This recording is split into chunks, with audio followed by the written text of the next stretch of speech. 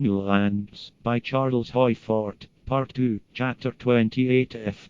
Upon the 28th of April, 1897, Venus was in inferior conjunction.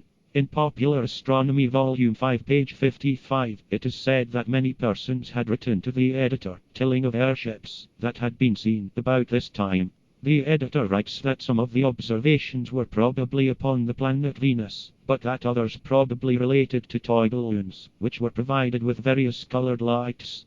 The first group of our data I take from dispatches to the New York Sun, April 2nd, 11th, 16th, 18th. 1st of April, the mysterious light in the sky of Kansas City, something like a purple searchlight. It is directed toward the Earth, and is traveling east at the rate of 60 miles an hour. A week later, something was seen in Chicago. Chicago's alleged airship is believed to be a myth, in spite of the fact that a great many persons say that they have seen the mysterious night wanderer. A crowd gazed at strange lights from the top of a downtown skyscraper, and Evanston students declare they saw the swaying red and green lights. April 16th, reported from Benton, Texas, but this time as a dark object that passed across the moon. Reports from other towns in Texas: Fort Worth, Dallas, Marshall, Ennis, and Beaumont. It was shaped like a Mexican cigar, large in the middle and small at both ends, with great wings, resembling those of an enormous butterfly. It was brilliantly illuminated by the rays of two great searchlights, and was sailing in a southeasterly direction with the velocity of the wind, presenting a magnificent appearance. New York Herald, April 11th, that, at Chicago, night of April 9th to 10th, until 2 o'clock in the morning, thousands of amazed spectators declared that the lights seen in the northwest were those of an airship, or some floating object, miles above the Earth. Some declare they saw two cigar-shaped objects and great wings. It is said that a white light, a red light, and a green light had been seen. There does seem to be an association between this object and the planet Venus, which upon this night was less than 3 weeks from nearest approach to this Earth. Nevertheless, this object could not have been Venus, which had set hours earlier.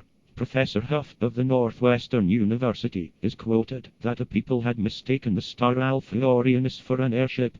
Professor Huff explains that astronomic effects may have given a changing red and green appearance to this star. Alpha Orionis as a northern star is some more astronomy by the astronomers who teach astronomy daytimes and then relax when night comes.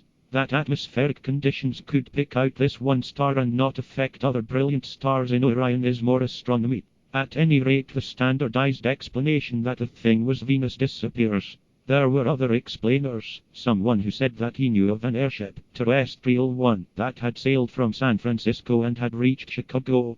Herald, April 12th, said that the object had been photographed in Chicago. A cigar-shaped, silken bag, with a framework, other explanations and identifications, not one of them applying to this object, if he accepted that it was seen in places as far apart as Illinois and Texas. It is said that, upon March 29th, the thing had been seen in Omaha, as a bright light sailing to the northwest, and that, for a few moments, upon the following night, it had been seen in Denver. It is said that, upon the night of the 9th, dispatches had bombarded the newspaper offices of Chicago, from many places in Illinois, Indiana, Missouri, Iowa, and Wisconsin. Professor George Huff maintains that the object seen as Alpha Orionis,